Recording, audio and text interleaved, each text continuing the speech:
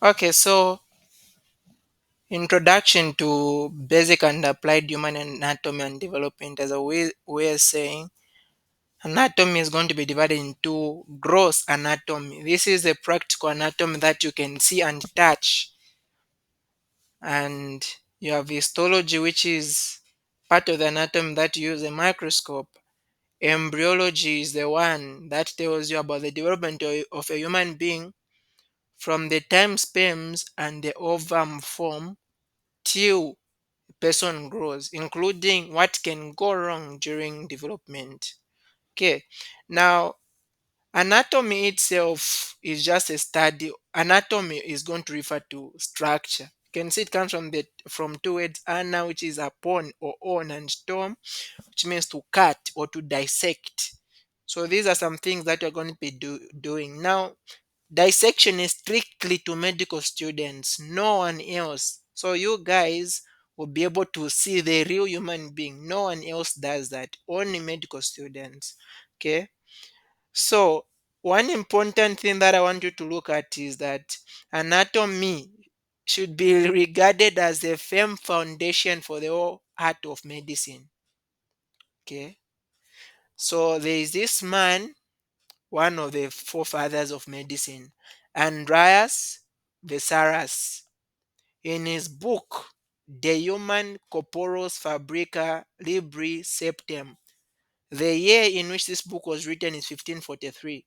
So this question just came like this in the exam. The famous scientist or anatomist Andreas Vesalius wrote a book dash in the year dash. So take note, Andreas Vesalius in his book De Human Corporis Fabrica Libri Septem in 1543, that is what he said. Anatomy should be regarded as the firm foundation of the whole art of medicine. So as we've already said, anatomy is going to be divided into these three parts: gross, histology, and embryology. When you're talking about the gross part, it is also known as macroscopic. You'll be talking about structures that you can see and touch. You actually study in second, you are going to study the human body except from the neck and the head. You study the whole human body up and down, inside, out. You do everything: bones, muscles, all the nerves, all the blood vessels, everything, all the lymphatics, everything, apart from the head and the neck. So be prepared for this year. Okay, that is the gross anatomy. Histology is going to be microscopic. You want to study something on a microscope. Now, we know that the human body is really big, but we know when you are making an organism, you are first going to have a cell. A group of cells are going to form tissue. Group of tissues will form an organ. Group of organs will form a system, and then group of systems, we have got about 10, or we can say 11 systems that will form now an organism. Now, the entire human body only has got four types of tissue: epithelial tissue, connective tissue, muscle tissue, nervous tissue. This is how you're going to start the histology. You first start looking at epithelial tissue, go to connective tissue, muscle tissue, nervous tissue, and then now start going to systems. Okay, that is how we're going to start. You start with a cell, and then you look at each one of these types of tissue in detail, and then you go now to the organs. Basically, you go to the systems like that. Embryology, on the other hand, is developmental anatomy. It's going to be the study of prenatal development. So, starting from gametes, gametes are sex cells. When you're talking about sex cells, we're referring to sperms and the ovum. So, starting from how these sperms and the ovum are going to develop, fertilization, development of the fetus, and also teratologies. What can go wrong during the development? Why is it that someone can be born with six fingers? Why is it that somebody can be born, the mouth is not there? What can go wrong? So, all those are things we'll be able to talk about. Now, how to study gross anatomy. So, anatomy can be studied in different ways. Just from the word anatomy itself, we've seen that it means to cut or to dissect, right? So the study of anatomy is going to be linked to that same thing, dissection. So there are different ways in which you can study anatomy. Now, when you be dealing with gross anatomy, you'll be dealing with these dead bodies. Now, you no longer call them dead bodies like that. You call them cadavers. Okay, a cadaver. So those are the ones that you are going to be working on. So apart from you dealing with dissection, to dissect is you cutting. You start cutting for yourself if you want to see anything. You can also use prosected cadavers, plastinated cadavers, or plastic models, or even 3D visuals. Okay. So dissection itself, you can see you are getting to cut. This is actual cutting, huh? This is actual cutting. Okay. The body is there in front of you. Start cutting, you see what's there.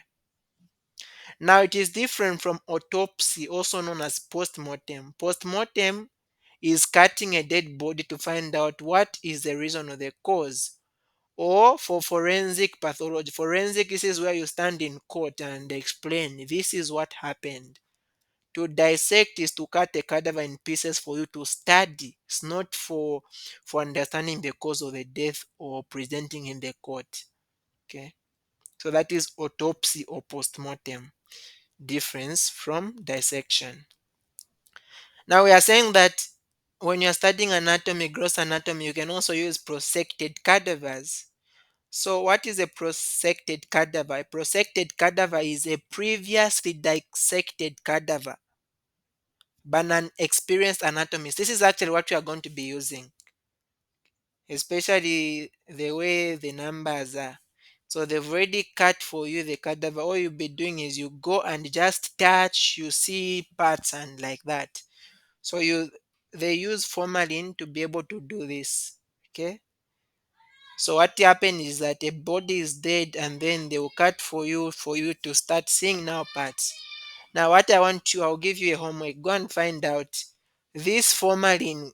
Formalin is a preservative. It is used to preserve a dead body. Where how do you inject formalin so that you preserve a dead body? In what blood vessels? Okay. So that came in some tests. You can also use plastinated cadaver. Now, a plastinated cadaver, you can see something like this. So there is a preservation of tissue with the fluids and fats using synthetic materials like silicone resins. So you end up with something like this. So this was initially a live human being, and then you use some silicone resins, and then you preserved it like that. Okay. You can also use plastic models. These are the ones which are common. You've been seeing these, I think, even from high school. They are just models. You can use them to study anatomy. Now, how can gross anatomy really be studied? So you can use two approaches to study gross anatomy. You can use the regional approach or systemic approach.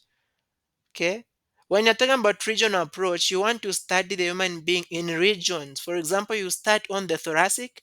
The thoracic is where this region where your heart, your lungs are. If you move from there, you can go to the abdomen. From the abdomen, you can go now to the extremities like the limbs. That is regional. You are starting region by region. Can also use systemic approach where you are studying a system. So let's say you are studying the digestive system. You study from the beginning till the end. If you go to the respiratory, from where it starts till the end. If you go to the cardiovascular system, from where it starts till the end, like that. That's a systemic approach. So the region approach, as we have already said, we are going to be studying regions. For example, and this is the one that you use at UNZA, the region approach.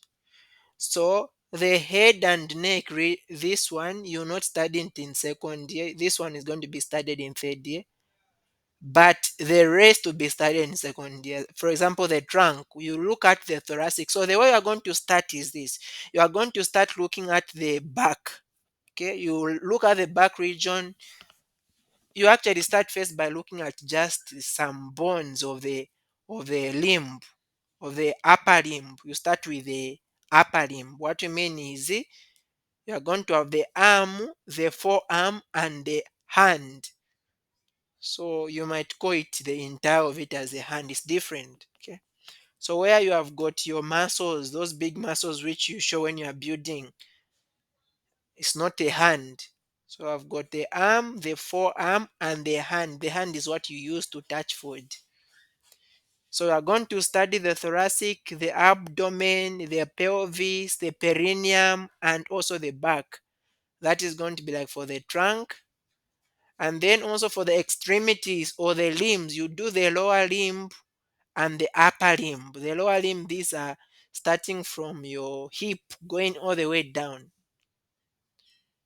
And then, so that is it. Now, this is good to use in anatomy, in that when you are using one cadaver, let's say you start there, you start on the thoracic, you are going to dissect because you'll be cutting, like you cut the whole thoracic is destroyed like that. So even if it is all destroyed, at least you've already studied it. You've already understood all the systems about the thoracic, everything about the thoracic. And then you go to another region, even if that region is also completely destroyed, you've already studied it. You go to another region different from the systemic approach. So for the systems, we have got about 10. We can also say 11, depending with whether we divide one. Nervous system, skeletal system, muscular system, gastrointestinal system, respiratory, endocrine, integumentary, urinary, cardiovascular, lymphatic, reproductive. All these systems, we are going to do them this year.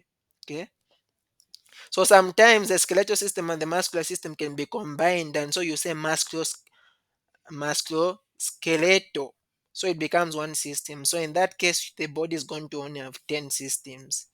Now, gross anatomy is not good to study systemically, in that, let's say you are studying the, let's say the integumentary system. That is like the skin and its related structures. So meaning I'm going to cut the entire skin from the up to the bottom. When I do that, I'm just studying the skin. It means that I'm going to destroy some other structures. Let's say if I come now to the cardiovascular system, I would have destroyed some blood vessels, so I'll not be able to study them because when I was doing that to the skin, I had destroyed them. Different from the regional approach. If I am in one region, I'll study all the systems in that region before I can go to the other region. So that is the advantage and disadvantage for studying in these parts.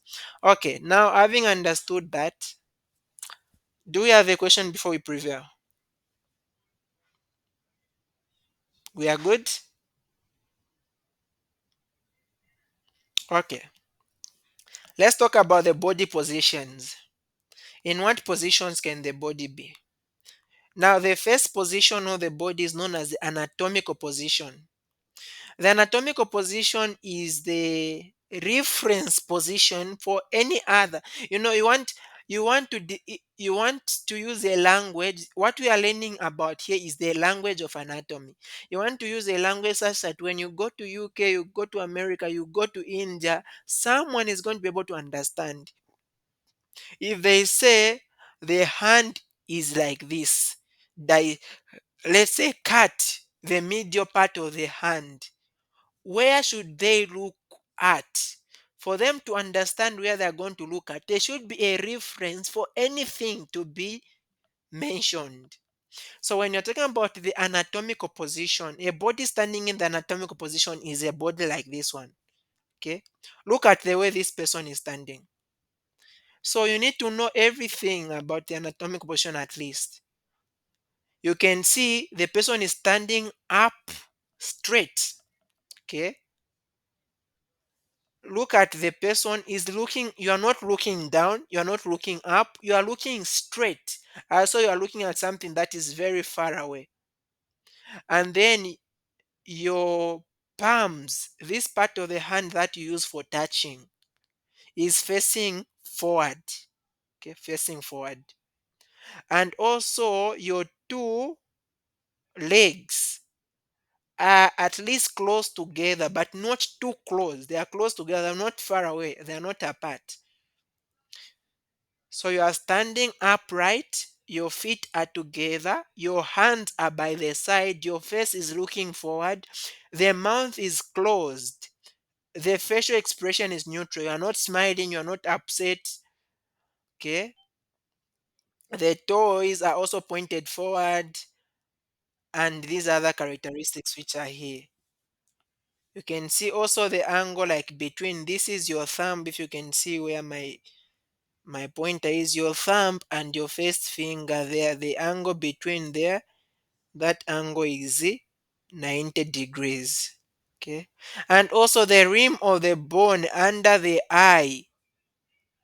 Try to touch your eye just where you are seated. Just try the side of your eye, just a side. You if you touch the side of your eye, you are going to there's a prominence. Okay, there's like something that is hard on just on the side of your eye. It's known as the rim of the eye. Try to look at this picture. Hope you can see where my mic, where my cursor is. At that point where I'm pointing, that is somewhere where the rim of your eye is. It should be in line with the ear there. So the rim of the bone under the eye, should be in the same horizontal plane as the top opening of the ear. Hope you, I just hope you get that. So if you look if you touch your eye on the side, just below it, there's going to be something a bit hard. Okay, a bit hard if you can follow it. Now I can't demonstrate this any better, but you can see from this picture in that line. So this is known as the anatomical position. It's the reference position for anything else. So if I say that what is on the middle. So if you compare the thumb, this is the thumb and the little finger. The little finger is more towards the middle of the body than the thumb. Now we're going to understand some language we use for that. But that is what you need to take note of. Okay. We also have something known as the supine position. Now, the supine position is when a body is lying supine. Think of your spine, okay? Your spinal cord. You are lying on your spine. That's a supine position. Your palms are going to be facing upwards. Now, for this one, you can see the palms are facing downwards, but the palm is supposed to be facing upwards. Just take note of that. That is the supine position. Okay, it's more like you are in an anatomical position, but you are sleeping down. And then you also have the prone position. The prone position is just the opposite. The face is facing downwards, your chest is down, your abdomen is down. That is the prone position. Another position is known as the lithotomy position. Lithotomy position is a position that mostly you are going to be in when you are giving birth. Okay, so that is the lithotomy position. Yes, please. I've seen a hand. You can go on. Or it was a mistake. So are we okay up to this end? You are free to ask. Okay. Now let's talk about body planes. Now, planes, these are just imaginary lines that you draw on the body. They are not actual lines. They are imaginary lines, okay, that you can draw on the body. And for planes, we have got three important planes that you need to know. Imaginary lines that you can draw on the body. First one is known as the coronal, which is also known as the frontal plane. The other one is known as the sagittal plane. The other one is known as the transverse or horizontal or axial plane. To understand, this is what we're talking about. You can see if you cut a body such that you divide up and down, that is known as a transverse plane. The other name is horizontal. We know an horizontal line, also known as the axial plane. It divides the body into up and down, transverse, horizontal, or axial. Take note of those three words. You also have a frontal plane. A frontal plane is dividing the body into forward and back. It's like I've cut following the hand and then I pass on top of the head and then go the other side. So I'll divide you into your front and your back. That is the frontal plane. It is also known as the coronal plane. There is also the sagittal plane. The sagittal plane is a line, an imaginary line that will divide you into left and right. Okay, like it's passing on your middle, dividing you into left and right.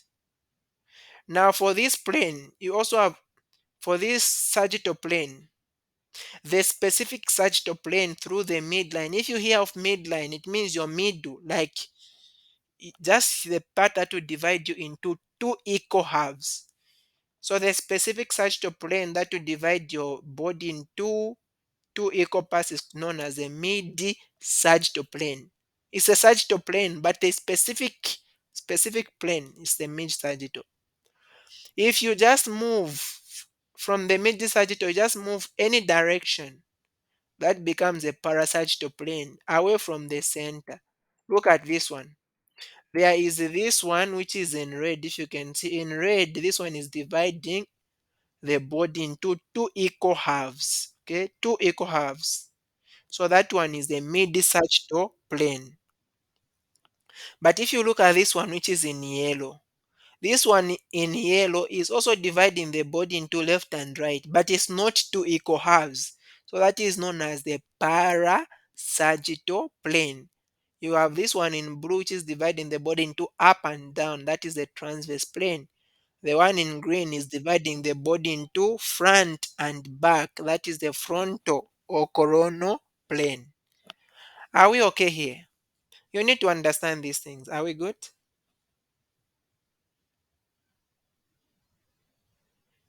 Okay. So now we need to understand some terms. At the end of this session, I've got questions. So if you're not asking and then you're not understanding, you fail to answer the questions. Let's talk about anatomical terms which are going to describe location, where some structures on the body are going to be located. Okay. What terms do we use in anatomy to describe location? So the first term is anterior and posterior. This is just English. Anterior, the other term you can use for anterior is ventral. Posterior, the other term you can use for posterior is dorsal. These are terms you'll be using in anatomy. Okay. Anterior means in front. It's also ventral. It means in front. And then posterior means behind, also dorsal.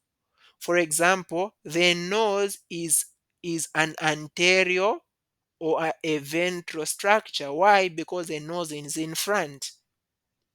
When you are describing two structures, you can say the nose is anterior to the ear, meaning that the nose in front of the ear. Okay, the nose is anterior to the ear. Let's say I'm talking about, let's say, you can see this region. Let me use the term that we know, the buttocks. If I am talking about them in relation to the breast, I'm going to say the buttocks are posterior to the breasts. That is, these guys are behind. Or I can say the buttocks are dorsal to the breast because these guys are behind. So those are the first two anatomical terms you need to know. The second is medial and lateral. If you say medial, it means that something is near the sagittal plane, the median sagittal plane, or the mid sagittal plane. Remember, we said the sagittal plane is the plane that divides the body into left and right. It is the line that you are going to draw on the middle here, dividing the body into left and right. Okay, that is your sagittal plane. So if you have got a structure that is near to the sagittal plane, you are going to say that one is medial. A structure that is far away from the sagittal plane, you are going to say that it is lateral. For example, if you compare the thumb, look at where the thumb is. The thumb is so much away from the midline or from the middle of your body compared to a little finger. The little finger. So you say the thumb is lateral to the little finger, or the little finger is medial to the thumb. That is what you say. If you compare your nose with your eyes, your nose is more closer to the middle of the body than the eyes. So you say the nose is medial to the eyes. Okay. And if you compare the eyes to the ears are more closer to the middle of the body. So you say the ears, the eyes are medial to the ears. The other way you can say is the ears are lateral to the eyes because the ears are far away from the midline. Are we good? Okay. So the breast is medial to the hand. Okay, good. The other terms that we use is superior and inferior. Superior and inferior. Now, superior and inferior should be describing things which are up and down, right? So superior means a structure is up. Inferior, a structure is down. For example, you can say let's say the hope you know where the belly button is. The belly button. Okay, the breasts are superior to the umbilicus.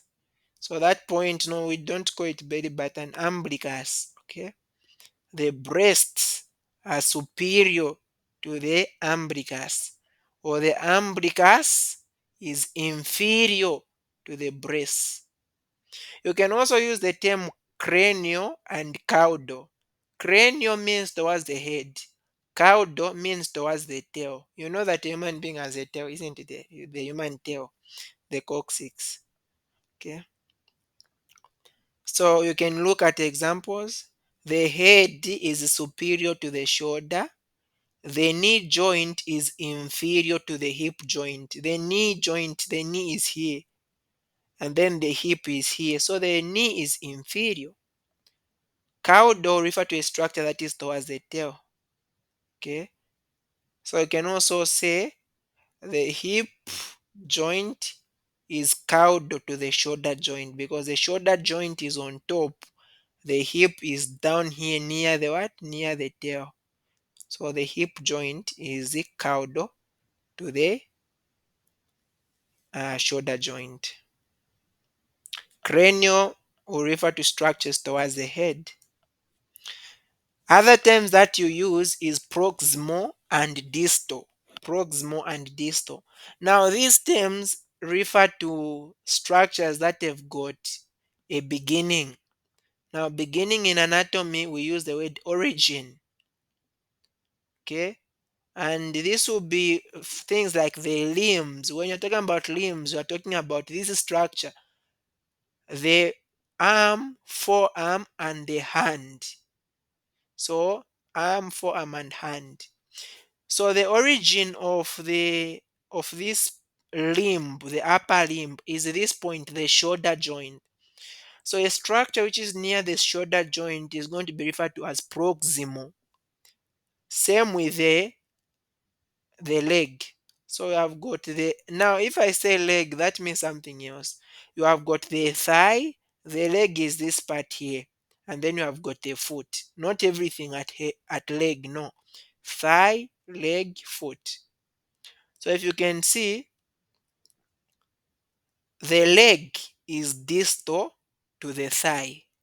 The leg is distal to the thigh because it is away from the origin, the beginning point of this lower limb.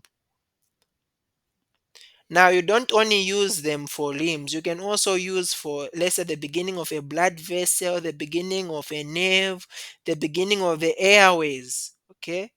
As long as something has got a beginning and an origin, you can refer to them as proximal and distal. Hope we are good.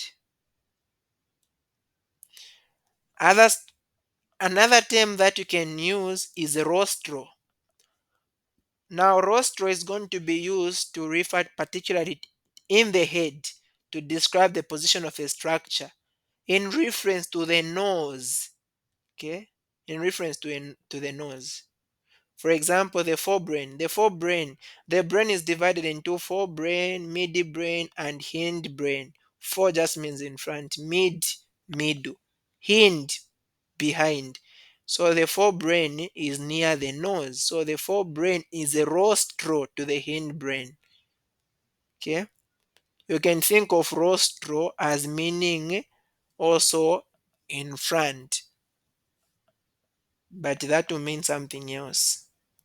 Rostro, when it comes to the brainstem itself, you can see the meanings here. Now, I'm not talking about this for now. You get to understand them. You can also talk about superficial and deep.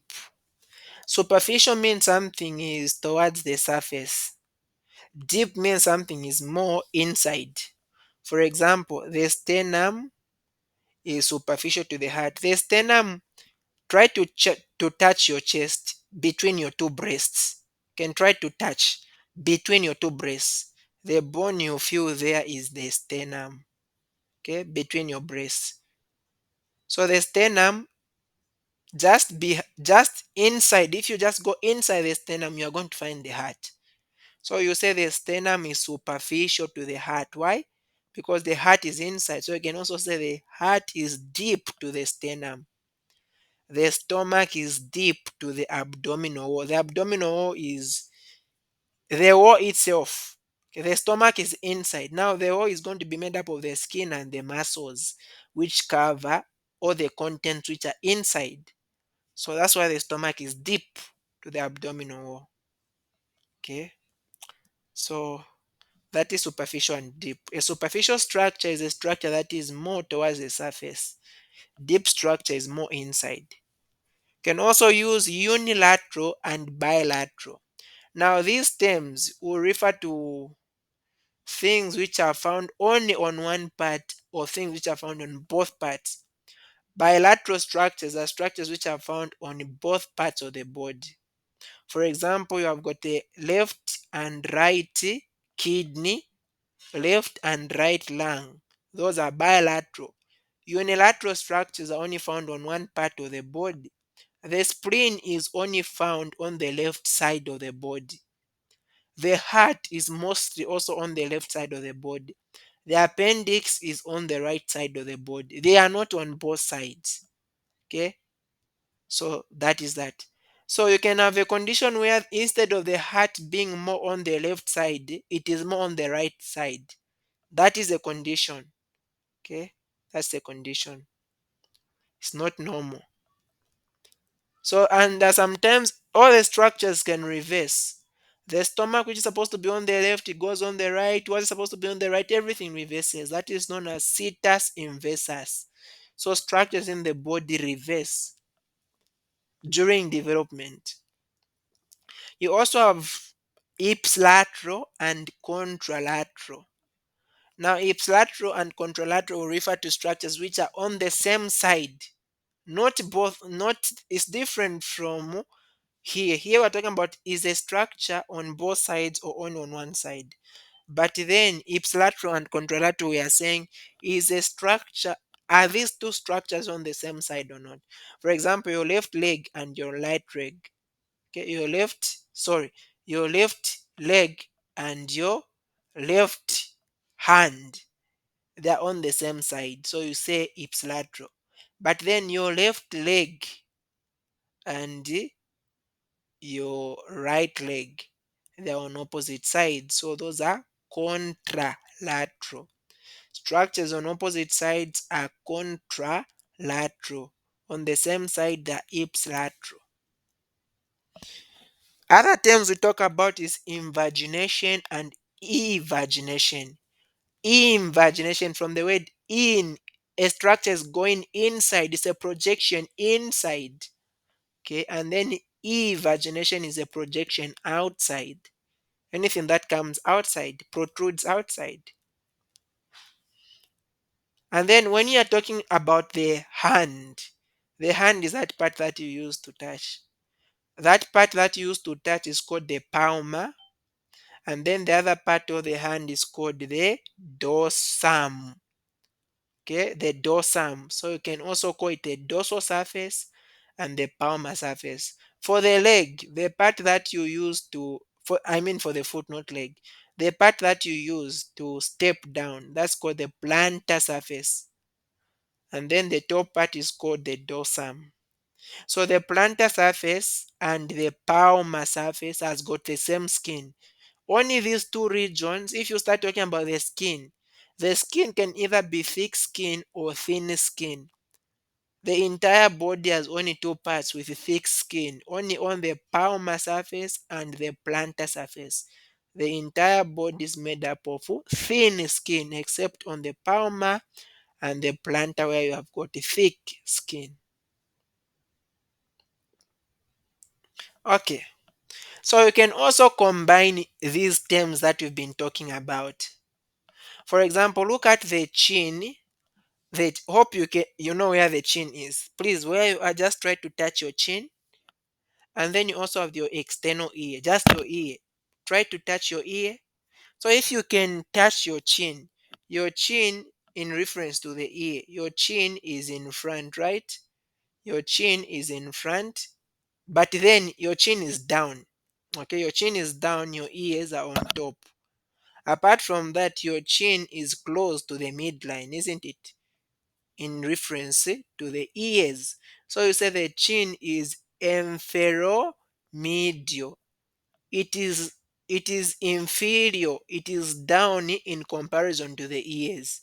And then it is also more towards the middle of the body in comparison to the ears. So you combine those two terms. The chin is inferior to the ear. The chin is medial to the ear. But instead of me writing two statements, I can just say inferomedial. Can see, instead of me saying inferior, I remove those last letters, I put O, inferomedial. Let's talk about the shoulder and the belly button, also or the umbilicus. The shoulder, we know the shoulder is on top, right? In comparison to the belly button. But apart from that, the shoulder is more lateral. It is away from the middle in comparison to the belly button. So you say the shoulder joint is superolateral. It is on top and lateral in comparison to the belly button. Now, can someone finish this statement? The pinna of the ear. The pinna of the ear is that this structure of the ear, that part of the ear which is outside. The pinna of the ear is dashed to the eye. Dash to the eye. So the pinna of the ear is just lateral to the eye. Okay, just lateral. And then the stomach is dashed to the skin. The stomach is dashed to the skin. Who can put the missing word there? Yes. Very good. Deep to the skin. Okay. There are also some other terms which are used to describe movement. Okay. So these terms which we've talked about, we are describing location. How about terms to describe movement? We have got terms like flexion and extension. Now, every time you hear of flexion is reducing the angle. Flexion is reducing the angle. Extension is increasing the angle. For example, look at this part here where my cursor is. You are standing straight and then you bend forward. What you are doing is you have flexed yourself. Why? You are reducing your angle here on the abdomen. If you can see here, you have reduced the angle. And then if you start going behind, you are increasing that angle. So you always refer to where there is a joint. Okay. So that is extension. Or you can consider on your elbow here, on your elbow. If you move your arm up, okay, up, you can see you are reducing this angle here, so that is friction. If you start extending to straighten up your hand, that is gone. Now if I say hand, it means something else. For the sake of your understanding, to straighten up anyway your joint, your elbow joint, that is going to be extension. That is going to be the same way with the leg. The joint between the leg and the thigh. If I'm taking my leg behind, that is going to be flexion because I'm reducing this angle here. If I straighten it, that is going to be extension. Now, mostly flexion is going to be taking a structure forward. Look at the hand. If I want to flex, look at the elbow joint. If I want to flex the elbow joint, my arm is going to go in front, okay, to go in front. But it is going to be different from the leg. Flexing the leg is going to go behind. And the difference is because during development, the lower limb had to rotate. Okay, it was initially supposed to be forward, but then there was a rotation which happened such that the flexion now went to the behind. Are we good here? Are we good? Okay. Now remember we said the top part of the foot. This okay, let me start with the part of the foot that you use for stepping. What do we call that part?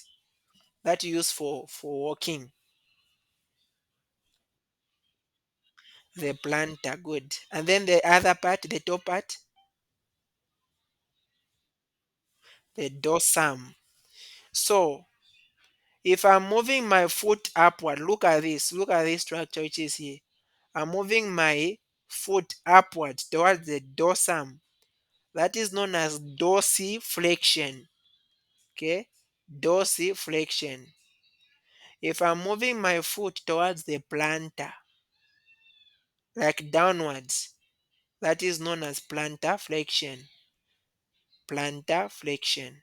Think of as though you are walking on your toe, on your big toe, or on your toes. Okay, the way you straighten your leg, like the way you straighten your foot, as though you are walking on your toes. That is plantar flexion. It is specific for the foot. Dorsiflexion and plantar flexion. You also have lateral flexion of the trunk. Lateral flexion is just you moving laterally, moving your trunk laterally like that, you can see. Okay. You also have adduction and abduction. Adduction from the word add. It means that you are bringing structures together. If it is to talk about, let's first start with this human being who is standing straight. If I'm taking my leg away from the middle, that is known as abduction. If I'm adding it, I'm bringing it back towards the midline. That is to add, adduction, adduction. Like I'm adding it's either the leg or the hand. Okay, whatsoever.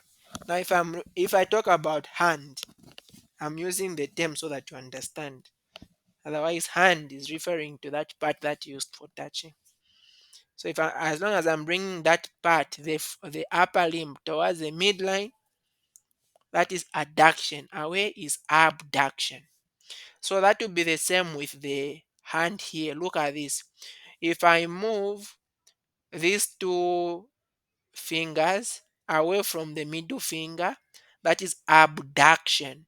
If I bring them closer to the middle finger, that is adduction because I'm adding them. Same also on the toes. If I bring them towards this one on the middle, that is adduction, and then away, that is abduction. Okay. You also have something known as a circumduction. A circumduction is just you rotating your hand, okay, like rotating your hand. Now it has got a certain order. You need to know the order of flexion, abduction, extension, and adduction. You need to know. So circumduction happens where there's going to be like a joint that can permit rotation.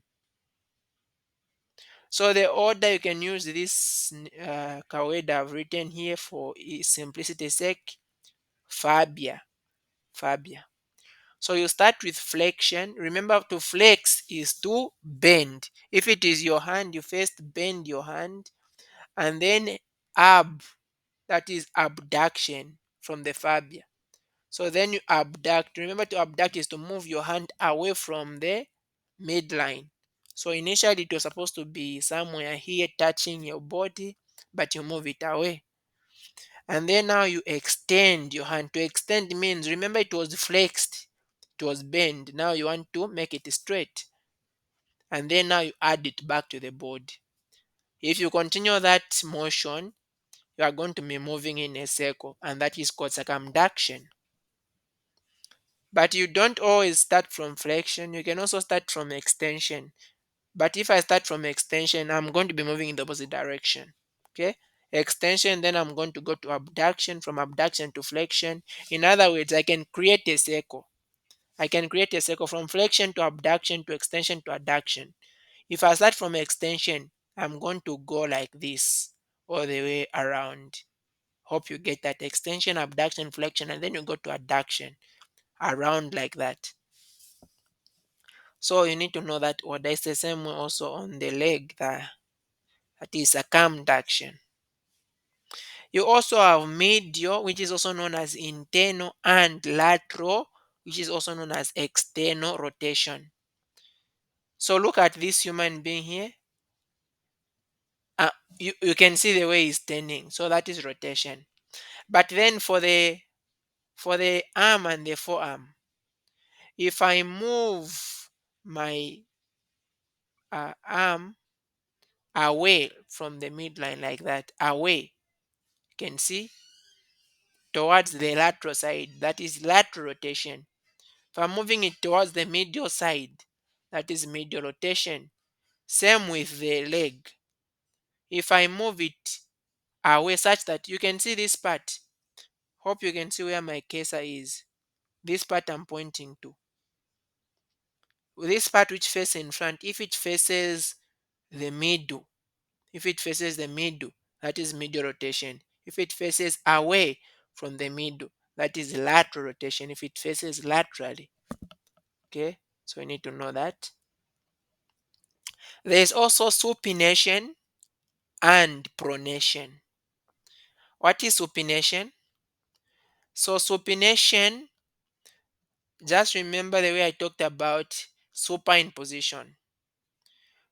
In supine position, we are lying on our back, looking up. So same with also supination. We are going to be, the hand is going to be facing up. Okay, facing up, meaning that the dorsum of the hand. Okay, we have got the palmar and the dorsum. The dorsum is facing down, the palmar is facing up. Pronation is the opposite. Pronation, think of someone who is playing basketball. You are bouncing the ball. So that is in a pronated position. One thing you need to know about your pronated position, on your forearm, okay, or your arm, you have got on the side of the big finger, you have got this bone which is known as the radius. On the side of your little finger, you have got this bone which is known as the ulna. Just know that the radius is always where the big thumb is. So what happens that in a pronated position, your radius goes over your ulna. It goes on top of the ulna. It crosses the ulna. But in a supine position, these two bones are more parallel to each other. Take note of that. Okay. Another term, opposition and reposition of the thumb. Now, to oppose is when you have got the thumb touching any tip of the fingers, any one of the other four fingers. That is opposition. And then when you release, that is reposition. Okay. You also have inversion and evasion. Inversion and evasion. Now, inversion is, think of the sole of your leg is, let's say, itching, and then you turn it such that you start scratching the sole of your leg. You are turning it such that it faces medially. Okay, medially. That is the evasion. Invasion, I mean invasion. Evasion is where the portion which is near your big toe is the one which is stepping down. The portion which is near the little toe is more not even touching down. That is evasion, where you are just trying to demonstrate this invasion and evasion. So it invasion is the small toe is the one which is touching down, your big toe is not. Okay, evasion is the opposite way. You also have protraction and retraction. Protraction, the opposite for protraction is a retraction. You can see, to protract, protraction is you are taking, look at this, you have got a bone here, you have got a bone here which is known as the scapula. Anyway, let me not talk about that. Protraction is you are moving your scapula forward. Okay. Retraction is you are taking it behind. To retract, you are bringing your chest outwards. Okay. Think of it as a boy that time when you want to be seen that you have got a big chest. That is retraction. Protraction is when your scapula is going forward. That will be also the same with also the mandible. This bone which holds our teeth down is called the mandible. If you move the mandible forward, that is protraction. If you move it behind, that is the retraction. Okay. So to retract is always to move behind. You can also use a term like protrusion. To protrude is to remove something. For example, you remove your tongue. It is protruding. Or even your eyes, like you do such that they are like moving out, almost moving out. That's protrusion. Retrusion is bringing something back. Okay. You also have elevation and depression. To elevate is just to take something up. Okay. For example, you are taking your scapula up. Your shoulder is going up. That is elevation. Down, that is depression. Same with your mouth. When you are talking your mouth down, your mandible down, that is depression. You take it up, that is elevation. Okay, so that is the end of topic one. Topic one. So, are you ready for questions? Should we do the questions or not? Can tell me.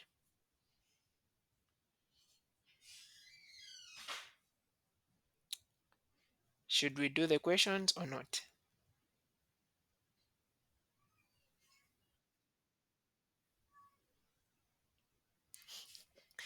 Okay, you'll be answering. The reference position of the body is called supine position, prone position, anatomical position, homeostasis, standing position. Which one is the answer?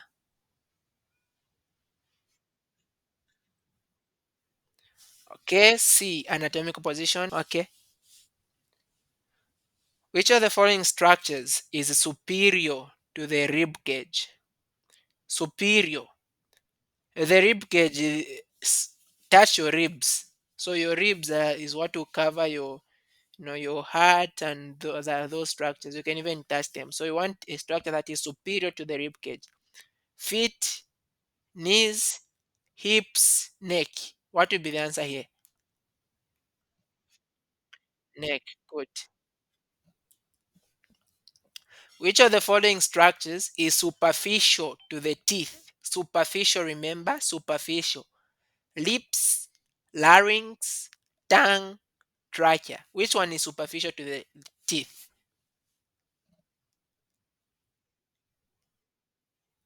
The lips. Good. Okay, the lips. Because the rest are deep. Your sternum is dashed to your vertebral column. You know where the sternum is? Touch between your breasts. You are going to feel the sternum. Your vertebral column is what holds your spinal cord at the back. So your sternum is dashed to your vertebral column. Inferior, superior, posterior, anterior. Anterior, good. Which of the following correctly describes the two named body parts? Now, what we'll be doing is this: we'll talk about one, you tell me if it's true or not. The elbow is proximal to the shoulder. Is that true or false?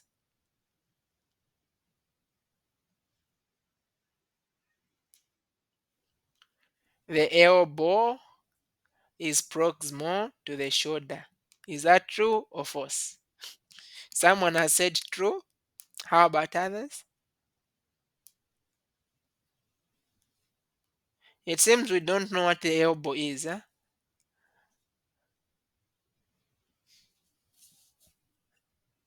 Okay, so the elbow is not proximal to the shoulder, it is distal.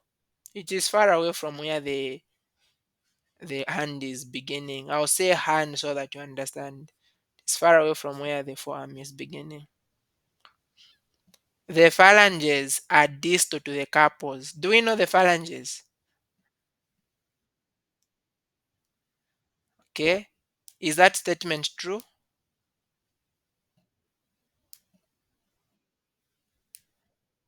Okay. So the phalanges, if look at your hand. Hope you know what I mean if I say hand. Look at the palm of your hand. If you touch your little finger, try to touch your little finger. The bones that you can feel, those are phalanges. So there are three phalanges. And that is why you have got two joints. If you can see, there are two joints. There are three phalanges. Now, just before the phalanges, you are going to have the carpals. Okay, the carpals. So the carpals are indeed proximal. Okay, the carpals are proximal to the phalanges, but the phalanges are distal to the carpals. The meaning of that is the phalanges are more away from where the whole hand is beginning. I'm using hand so that you understand. They are very much far away from where the hand is beginning in comparison to the carpals. So that statement is true. The ribs are proximal to the sternum. The ribs are proximal to the sternum. So when you are talking about this statement, ribs and sternum being proximal, so you barely describe these two structures with the word proximal.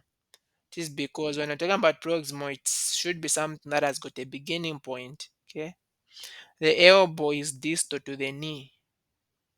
Elbow is distal to the knee. Again, these two structures, they are not even like related. The elbow is on the upper limb, the knee is on the lower limb. So you can't use this one proximal because they are not on a continuous structure. Proximal and distal are used when you're talking about terms or structures which are on a continuous structure. Complete the sentence correctly. Cervical vertebrae are superior to the rib cage, inferior to the thoracic vertebrae. So let's start with that statement. Cervical vertebrae. Now, if you're talking about cervical vertebrae, these are vertebral bones. Remember your spinal cord? So the bones which protect your spinal cord in the neck region, those are the ones we call cervical vertebrae. Are they superior to the rib cage? Are they on top of the rib cage? Let's say. Do we know where the ribs are? Look at the neck and where the ribs are. Okay. And then let's go inferior to the thoracic vertebrae. Is that true? So the thoracic vertebrae, these are the bones which protect your spinal cord in the chest. So cervical is not is not inferior but superior. They are located between the thoracic and sacral. Okay, for this one, it's not true. So the way the bones will move is that you are going to first have the cervical, the thoracic, the lumbar, and then the sacral. Don't worry, we'll talk about that in the next class. So that's not true. And they are not fused. So the correct answer is A. Which of the following statements rightly describes a plane? It is a solid line that is drawn on the body of a subject. It is the cut surface of the body. The coronal and mid-sagittal sections are examples. An imaginary flat surface dividing the body. Which one is correct here? D. Anyone else? Okay, good. So for C, the coronal is an example, but also with a sagittal, not mid-sagittal. Which of the stated relationships is correct? The heart is superior to the large intestines. Is that true? Yes. Okay, it's true. The shoulder is distal to the metacarpals. Is that true? No, it's not true. The phalanges are proximal to the carpals. Is that true? Okay, we have just said they are distal. The eye is medial to the nose. Is that true?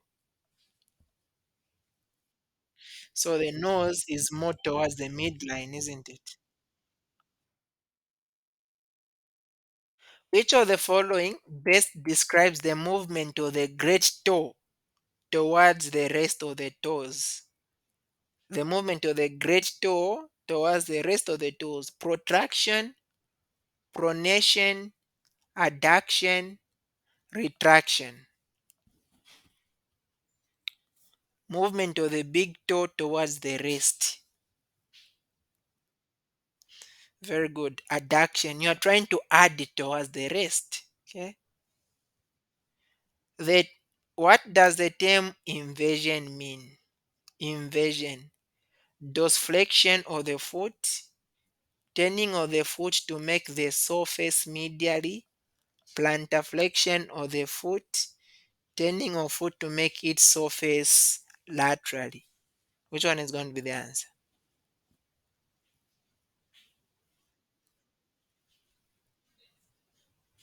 Mhm.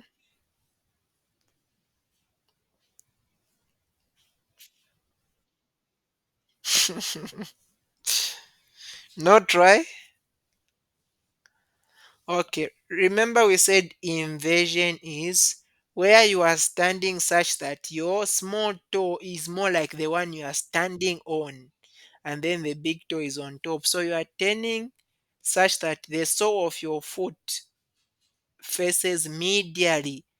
Where the sole of your foot faces laterally, it means that you are standing on your big toe, and then the little toe is not, you're not standing on it.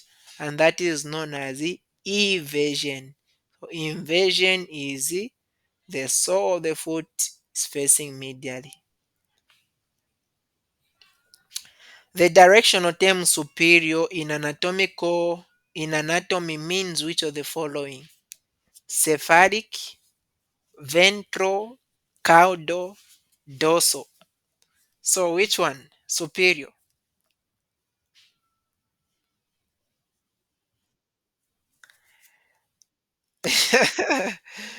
You also doubt yourself, huh? So dorsal is the back. Uh-huh. What have you said? I've heard a answer. Okay, cephalic means towards the head. So that is superior. Because caudal means towards the tail. Okay. The anatomical position could be described as which of the following? Lying down prone, lying down supine, standing displaying the ventral surface of the body, standing with arms and legs adducted.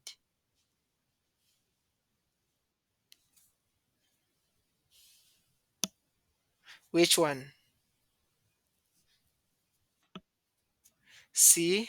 Standing displaying the ventral surface of the body.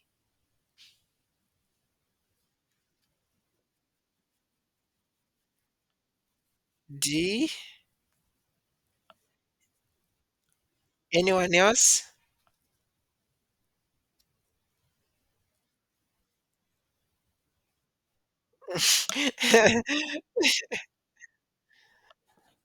Okay, so remember we said for anatomical position the arms and the legs should be close to the midline. They should be adducted, not abducted.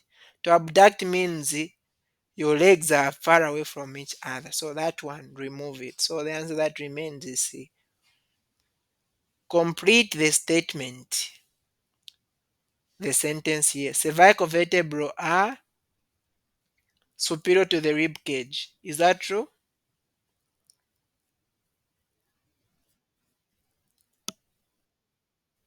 So we already answered that question. Which of the following describes the relationship between the two named structures? We've also all answered already this question.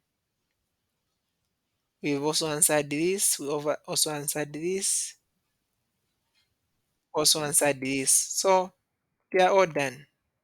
So that is the end.